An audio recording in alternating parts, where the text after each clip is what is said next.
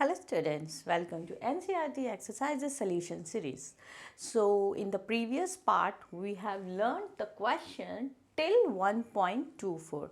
Now in today's lectures we are going to start the NCERT additional exercises. So let's start the question from 1.25.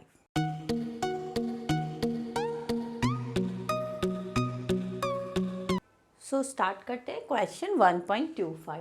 An oil drop of 12 excess electron is held stationary under the constant electric field of this. In Millikan's oil drop experiment, the density of the oil is this 1.26 gram per centimeter cube. Estimate the radius of the drop. So इस question में बोला गया है, इस question में first of all Millikan's oil drop experiment की बात की गई है. सो मैं ज़्यादा डिटेल में नहीं जाऊंगी मिलिकन्स ऑयल ड्रॉप एक्सपेरिमेंट के, बस इसमें मैं ये बता देती हूँ आपको कि इसमें ड्रॉप को फॉल कराया जाता है एक चैम्बर में in the presence of electric field, और फिर उसको क्या किया जाता है in order to calculate the charge, उसको क्या कराया जाता है, स्टेशनरी कराया जाता है. तो हमें ड्रॉप को बेसिकली ये जो ड्रॉप है इसको स्टेशनरी कराना है. तो कैसे स्टेशनरी करा सकते हैं इस ड्रॉप को? इस पे दो फोर्सेस एक्ट हो रहे हैं. एक wait of the droplet that is acting in downward direction, and if it is held in presence of electric field E, so the electric force that acts vertically upward direction. So जब ये दोनों forces हमारे equal करेंगे then हमारा drop जो है वो stationary हो जाएगा. ठीक है, यानी net force उस पर हमारा नहीं एक्ट करेगा तब. सो हम कह सकते हैं कि जब in order to make the drop stationary we just do F E equals to W. ठीक है, and what is F E? F E is nothing but a Q E, the electric force और electrostatic force, and the weight of the droplet is M G. Weight of the droplet is M G, and Q को हम क्या लिख सकते हैं? N E. Okay, into E is equals to M mg. Mass can be written as, we know that density is equals to mass upon volume होता है. So mass will be density into volume. So density into and volume अगर हम droplets को spherical shape में लेंगे तो ये हो जाएगा हमारा. Now here everything is given, all the datas are given. You have to calculate the value of R only. तो अब हम कुछ नहीं रह गया, सिर्फ सब्स्टिट्यूट करेंगे और वैल्यू आ जाएगा.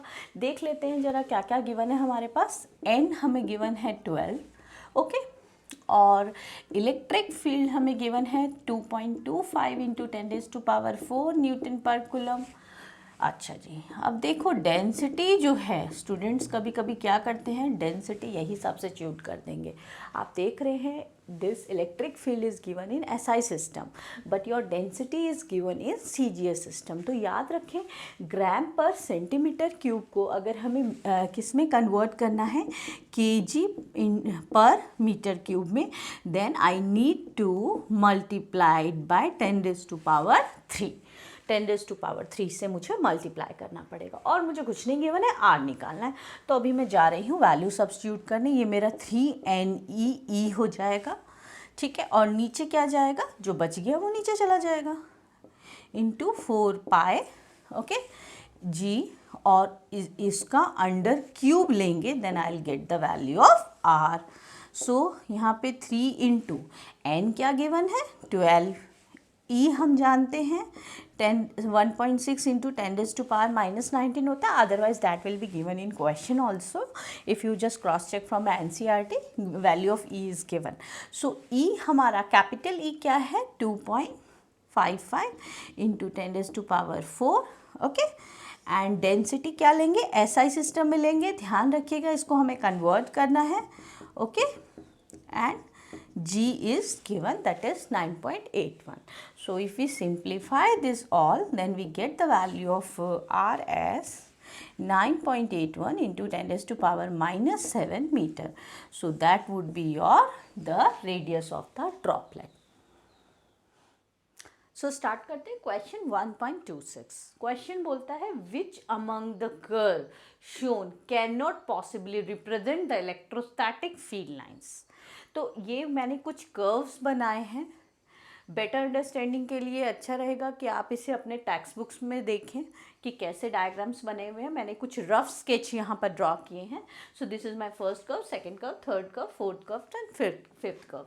सो इनमें से बोला है ये जो मैंने इलेक्ट्रोस्टैटिक फील्ड लाइंस बनाई है ये हमारी किस किस में पॉसिबल हो सकती है और नहीं हो सकती है। तो हमें उसको जानने के लिए कुछ इलेक्ट्रिक फील्ड लाइंस की प्रॉपर्टीज़ के बारे में जानना ज़रूरी है। सो इलेक्ट्रोस्टैटिक फील्ड लाइंस की आपको मैं ये 4 बातें बता रही हूँ जो कि आप उसको माइंड में रखिए एंड देन उसके बाद मुझे लगता है आप खुद ही इसका आंसर दे पाएंगे। सो जो electric field lines are always normal to the surface, ठीक है, जो इलेक्ट्रिक फील्ड लाइंस होती है that is normal to the surface और परपेंडिकुलर टू द सरफेस। ये एक पहली बात है इलेक्ट्रिक फील्ड लाइंस के लिए। दूसरी हम बहुत बार डिस्कस कर चुके हैं, इस सीरीज में भी हम बहुत बार डिस्कस कर चुके हैं कि they start from positive charge and end at negative charge. Okay, so negative charge के लिए वो क्या होती है, रेडियली इनवर्ड होती है, और पॉजिटिव चार्ज के लिए रेडियली आउटवर्ड होती है। तो ये हमने दूसरी प्रॉपर्टी। तीसरी प्रॉपर्टीज़ हमने पढ़ी थी कि ये जो इलेक्ट्रिक लाइंस फोर्स होती है कभी भी इंटरसेक्ट नहीं करती हैं। और चौथी प्रॉपर्टी कि ये कभी भी इस तरह से क्लोज लूप्स नहीं बनाती हैं। तो इन 4 चीज़ों का हमें ध्यान रखना है। In fact these 4 are the properties of electric field line. अगर क्वेश्चन में थोड़ा सा चेंज कर दिया जाए, give 4 properties of electric field line, तो आप यही 4 प्रॉपर्टीज को लिख सकते हैं। They are always normal to the surface and they start from the positive charge and end its negative charge, or for positive charge it is radially outward, negative charge it is radially inward. They never intersect each other, they never form closed loop. तो in property के base पे हम अपना answer yes और no का देंगे। Reason यहीं पे आपको मिल जाएगा। सो क्या ये सरफेस है हमारा, सरफेस चार्ज डेंसिटी इसकी प्लस सिग्मा है, सिग्मा पॉजिटिव और प्लस चार्ज स्प्रेड है। क्या ये इलेक्ट्रिक फील्ड लाइंस हो सकता है? नहीं, ये नहीं हो सकता है, क्योंकि जो इलेक्ट्रिक फील्ड लाइंस होना चाहिए that should be the normal to the surface. तो ये इलेक्ट्रिक फील्ड लाइंस कैसे होना चाहिए, that should be the perpendicular. ये एंगल जो होना चाहिए, जो एंगल होना चाहिए that should be the 90 degree. So हम बोलेंगे नहीं, ये पॉसिबल नहीं हो सकता, because electric field lines are always normal to the surface. Okay, ठीक है, ये तो क्रॉस हो गया हमारा। अभी सेकंड को देखते हैं। सेकंड के लिए हमें पता है कि ये पॉजिटिव चार्ज से बाहर निकलनी चाहिए।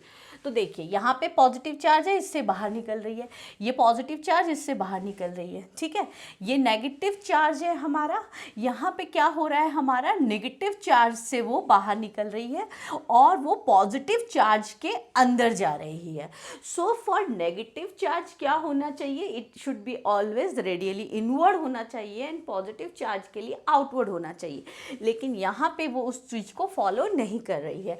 सो ये भी हमारी पॉसिबिलिटी नहीं हो सकती, because for positive charge the electric field lines are always, it starts from the positive charge and go outward direction and it end at the negative charge. So negative charge के लिए it should be always radially inward. अच्छा जी, अभी इसके लिए देखते हैं। इस सेट ऑफ चार्ज के लिए पॉजिटिव चार्ज तो इसके लिए भी नहीं हो सकता। ये हमारा पॉजिटिव चार्ज है, पॉजिटिव चार्ज से दूर जा रही है, पॉजिटिव चार्ज है, पॉजिटिव चार्ज से दूर जा रही है। सो ठीक है, सारी कंडीशंस को फुलफिल कर रही है, तो हम बोल सकते हैं yes this electrostatic field line can be possible. ये पॉसिबल हो सकता है। यहाँ तो हमें वैसे ही पता चल रहा है, डायरेक्शन नहीं भी देखें पॉजिटिव की, पहली बात तो वो पॉजिटिव से बाहर निकलनी चाहिए, और हम देख रहे हैं पॉजिटिव से इधर से बाहर निकल रही है, ठीक है, पॉजिटिव से बाहर, बट ये क्या है, पॉजिटिव के अंदर जा रही है। तो ये रीज़न है। और सेकंड रीज़न आप देख रहे हैं लाइन्स ऑफ फोर्स इंटरसेक्ट कर रही है, तो पहले ही देखते ही बता देंगे लाइन्स ऑफ फोर्स इंटरसेक्ट कर रही हैं तो पॉसिबल ही नहीं है, because electric lines of force never intersect each other. यहाँ पे देखिए सब कुछ अच्छा चल रहा था, लेकिन यहाँ पे इसने क्लोज लूप बना दिया। तो क्लोज लूप्स बना देगा तो electric field lines never form close loops, तो it is also not possible. Question 1.27. In a certain region of space, electric field is along the z direction throughout. So, and the magnitude of the electric field is however not constant but increasing uniformly along the positive z direction. तो इसमें क्या बोला गया है, हमारे पास electric field given है, तो पहले हम एक्सिस ड्रॉ कर लेते हैं. Suppose this is Y axis, this is X axis and this is Z axis. तो इसमें बोला है इलेक्ट्रिक फील्ड जो है वो हमारा अलोंग द जेड एक्सिस है, and it is not constant but it's increasing throughout along the positive direction of the z axis. So जो इलेक्ट्रिक फील्ड जो है हमारी वो हमारी क्या हो रही है, इंक्रीज हो रही है along the positive direction of the z axis, and the rate of increase of electric field with respect to the z axis that is given here this. ये हमें गिवन है. अच्छा, what are the force and the torque experienced by the system having the total dipole moment negative is this along the negative direction of z axis. अब यहाँ पे जो system है वो क्या है, उसका टोटल डायपोल मूवमेंट दिया हुआ है. That means the system must if it forms a dipole, तो वो क्या होगा, that consist of pair of equal and opposite charge. और वो डायपोल जो डायपोल बनाएगा उसका डायपोल मूवमेंट का डायरेक्शन गिवन है नेगेटिव जेड एक्सिस. सो डायपोल मूवमेंट का अगर डायरेक्शन नेगेटिव जेड एक्सिस के अलोंग है, इट मीन्स कि हमारा जो चार्ज होगा हमारा पॉजिटिव जेड एक्सिस पे वो क्या होगा, minus Q, and negative Z axis पे प्लस क्यू. तभी हमारा डायरेक्शन जो है डायपोल मूवमेंट का वो क्या होगा, नेगेटिव टू पॉजिटिव होता है. ठीक है, negative axis to positive axis नहीं होता, ध्यान रखिए, negative charge to positive charge होता है. तो हमारा जो डायपोल मूवमेंट का डायरेक्शन जो है अलोंग द जेड एक्सिस वो मेरा क्या मिल गया, that is along the negative Z direction. अब मुझे क्या कैलकुलेट करना है, ये जो सिस्टम है मेरा, ठीक है, उस पर मुझे नेट फोर्स एंड टॉर्क कितना एक्सपीरियंस करेगा. What is the force and the torque experienced by the system having the total dipole moment is this along z direction. So हम जानते हैं force हमारा क्या होगा, since the electric field is not constant, it is changing, तो force हम क्या ले सकते हैं, F is equals to D, where D is the change in electric field. ठीक है, along the positive z direction. So Q and इसको हम मल्टीप्लाई एंड डिवाइड कर सकते हैं डी जेड से. So F is equals to Q into D Z into D E by D Z. क्या हम ऐसे लिख सकते हैं इसको, जस्ट रीअरेंज किया है, Q into distance, charge into distance. ठीक है, चार्ज इंटू डिस्टेंस क्या होता है हमारा, dipole moment. So that is P Q into G Z को हम पी जेड लिख सकते हैं, that is the dipole moment along the positive negative Z direction. ठीक है, तो क्या हो जाएगा हमारा, now the force is becomes, P Z का वैल्यू हमें गिवन है -10⁻⁻⁷, और D by D Z is this. So इसका वैल्यू कैलकुलेट करेंगे तो -10⁻⁻² न्यूटन हो जाएगा. सो यहाँ पे जो माइनस साइन है वो ये सिग्निफाई कर रहा है the direction of forces along negative Z axis. So direction जो होगा हमारा यहाँ फोर्स का अलोंग नेगेटिव जेड एक्सिस. ठीक है, that is along the negative Z axis. तो फोर्स तो निकाल दिया हमें. अब हमें टॉर्क कैलकुलेट करना है. टॉर्क होता है हमारा P E sine theta. Okay, so when the dipole is placed in electric field तो टॉर्क हमारा पी ई साइन थीटा होता है. पर हम यहाँ पे देखेंगे कि जो डायपोल और इलेक्ट्रिक फील्ड के बीच में जो एंगल है here, theta is 180 degree, opposite है. सो हम कह सकते हैं यहाँ पर if P E sine 180 degree and the sine 180 is 0, तो the net torque on the system will be 0. Start करते हैं question 1.28. A conductor A with the cavity is given the charge Q. हमारे पास ये एक कंडक्टर है और उसके अंदर ये क्या है, कैविटी है। ओके, तो हमें शो करना है that entire charge must appear on the outer surface of the conductor. जो हमने इसको क्यू चार्ज दिया है इस सरफेस को, तो वो सारा का सारा चार्ज उसके आउटर सरफेस पे क्या हो जाएगा, अपीयर होगा। ये हमें शो करना है। सो कैसे शो कर सकते हैं हम इसको? सो ये हमारे पास क्या है, कैविटी है। ओके, अभी मैं क्या कर लेती हूँ, यहाँ पे एक गॉसियन सरफेस ड्रॉ कर लेती हूँ। Suppose this is my Gaussian surface. So E dot D S क्या होगा, then I can apply the Gauss's theorem over here, so that will be Q by E not. And हमें पता है inside the conductor, that is the property of the conductor, कि that inside the conductor electric field is zero everywhere. So हम यहाँ पे लिख सकते हैं that electric field is zero everywhere inside the conductor, ऐसे आपको लिखना है, since the electric field is zero everywhere inside the conductor. So अगर हमारा ई ज़ीरो होगा तो हमारा क्यू भी ज़ीरो हो जाएगा। सो द नेट चार्ज जो होगा हमारा, that is inside that cavity here is 0. So अगर हम if we give the plus q charge, then since the net charge here is 0, so definitely that charge will spread appears on its outer surface. Okay, तो इस तरह से हम ये prove कर सकते हैं। अच्छा, अभी हमें बोला गया है इसके साथ कि एक कंडक्टर B जिसको हमने क्या किया है, अभी क्या होगा, इस पे चार्ज जो है इसके आउटर सरफेस पे प्लस क्यू जो है वो स्प्रेड हो गया। अब इस प्लस क्यू चार्ज से हमने क्या किया है, एक दूसरा कंडक्टर लिया है with charge Q is inserted into the cavity.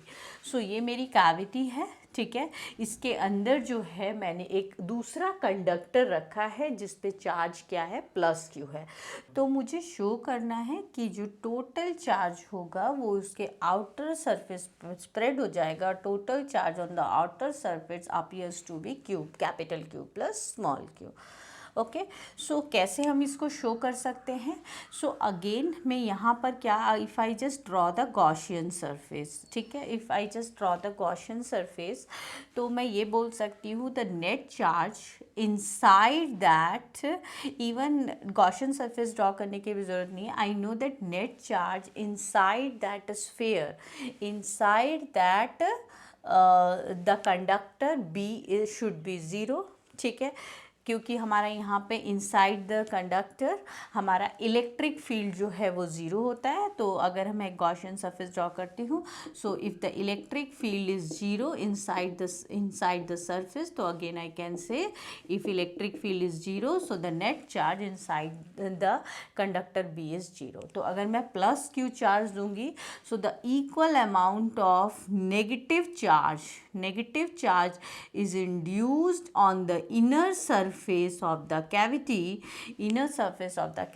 and the same equal and opposite charge induces on its outer surface. So the net charge on the outer surface becomes q plus q. Okay, तो इस तरह से हम explain कर सकते हैं कि हमारा यहाँ पे नेट चार्ज ज़ीरो है। सो कैसे नेट चार्ज ज़ीरो होगा, कि ये हमारा इंड्यूस चार्ज डेवलप होगा, negative induce charge develop on the inner surface of the conductor और inner surface of the cavity, and the same charge develops on the outer surface, on its outer surface. तो net charge मेरा ये हो जाएगा। Second बोला है sensitive instrument is to be shielded from strong electrostatic field in its environment. तो हम क्या कर सकते हैं, किस चीज़ में उसे रख सकते हैं? इफ़ आई से दैट अगर मैं उसको एक मेटेलिक कवर के अंदर रखूं, ठीक है, एक मेटालिक बॉडी के अंदर रखूं, तो I can protect the sensitive instrument from the strong electric field. क्यों? क्योंकि जो मेटालिक कवर होगा उसके इनसाइड हमारा नेट इलेक्ट्रिक फील्ड जो होता है वो ऑलवेज ज़ीरो होता है। तो मेरा सी पार्ट का आंसर क्या होगा? It should be placed, the sensitive instrument should be placed inside the metallic cover. और इसका मैंने जो है डिस्क्रिप्टिव आंसर जो है डिस्क्रिप्शन बॉक्स में दिया है, तो आप एक बार लिखने के बाद आप जो है प्रॉपर वर्डिंग्स वहाँ से भी क्रॉस चेक कर लें। Question 1.29. A hollow charge conductor has tiny hole cut in its surface. देखो एक हमारे पास क्या है, एक क्या है, हॉलो चार्ज कंडक्टर है और इसमें से हमने क्या किया है, एक टाइनी होल जो है वो अलग कर लिया गया है. ओके हमें बताना है show that the electric field in the hole is this. Electric field जो होगी होल की वो क्या होगी, ये होगी. सो ये क्या है हमारा, that is my hole and this is my hole charged conductor. Okay ये मेरा क्या है, hollow charged conductor. Okay and यहाँ पे सपोज करते हैं ये P इज़ अ पॉइंट. यहाँ पे इलेक्ट्रिक फील्ड कितना होगा, if sigma is the surface charge density near the hole, then we can say E dot ds according to Gauss's law. E dot ds is q by E naught. Okay, or we can say E ds is equals to sigma ds by E naught. Okay so ये हमारा क्या होगा, electric field हो गया हमारा sigma bye E not. और in vector terms जो normal vector है हमारा, that is a unit vector, that is outward direction is outward normal direction. So electric field का हमारा जो डायरेक्शन है वो ये हो जाएगा. सो ये मेरा जो आया है और this is the magnitude wise हमारा ये है, that is the electric field which is due to the superposition of the field due to this tiny hole and the rest part of the charged conductor. मतलब ये resultant electric field आया है हमारा. Okay so अब हम कैसे calculate करेंगे, हमें जो है हम सपोज कर लेते हैं E1 जो है electric field that is due to the charge conductor. ठीक है E1 हम सपोज कर लेते हैं electric field due to the charge conductor and जो E2 इलेक्ट्रिक फील्ड है वो हम सपोज कर लेते हैं वो किसकी वजह से है, होल पर जो इलेक्ट्रिक फील्ड है. ठीक है इज ड्यू टू होल.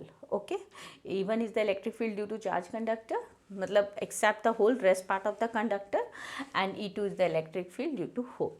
तो अगर हम डायरेक्शन अगर हम देंगे इलेक्ट्रिक फील्ड का, नॉर्मल वेक्टर तो जो था वो आउटवर्ड डायरेक्शन में था. सो दैट मीन्स कि यहाँ पर जो इलेक्ट्रिक फील्ड का direction, we know that inside the charge conductor net electric field is zero.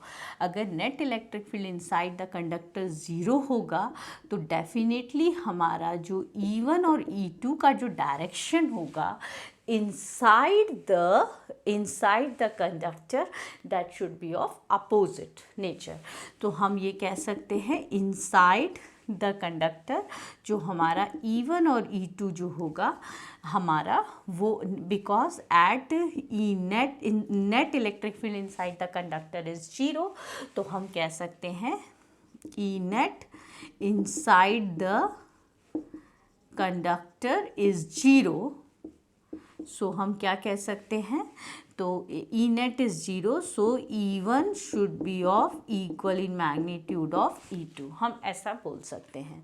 ठीक है क्योंकि अगर हमारा E1 इलेक्ट्रिक फील्ड है due to hole and E1 electric field है due to the rest part of the hollow charge conductor, तो हम ये बोल सकते हैं कि हमारा अगर वहाँ पे नेट इलेक्ट्रिक फील्ड ज़ीरो है तो E1 and E2 should be of opposite direction. तो अगर अपोजिट डायरेक्शन में होगा तो हम कह सकते हैं then E1 minus E2 is equals to zero, क्योंकि नेट इलेक्ट्रिक फील्ड हमारा ज़ीरो होता है तो E1 एंड E2 का मैग्नीट्यूड सेम होगा. अब हम देखेंगे आउटर एट पॉइंट P पे, तो P पॉइंट पे जो इलेक्ट्रिक फील्ड होगा हमारा E1 और E2 की वजह से वो हमारा आउटवर्ड डायरेक्शन में होगा, सेम डायरेक्शन में होगा. तो हम क्या बोल सकते हैं यहाँ पर, जो अकॉर्डिंग टू सुपरपोजिशन प्रिंसिपल जो नेट इलेक्ट्रिक फील्ड है हमारा वो कितना था, सिग्मा बाय E नॉट था, sigma by E naught. So हम कह सकते हैं we can write it as a 2E naught, because E1 and E2 have same magnitude, तो we can even write it 2E naught is sigma by E naught. So E naught का E2 का magnitude, E2 is equals to sigma, तो E2 का magnitude हमारे पास क्या आ गया, sigma by 2E naught. Okay so और इन वेक्टर टर्म्स हम क्या कह सकते हैं, sigma by 2E naught n cap. Okay, so ये मेरा जो इलेक्ट्रिक फील्ड है किसकी वजह से है, electric field in the hole. तो इलेक्ट्रिक फील्ड जो होगा हमारा होल पे वो कितना हो जाएगा, sigma by 2 E0। Okay, clear? So here we have finished the question till 1.29. In the next episode, we will be covering the questions from 1.30 onwards. So for the timing, keep practicing.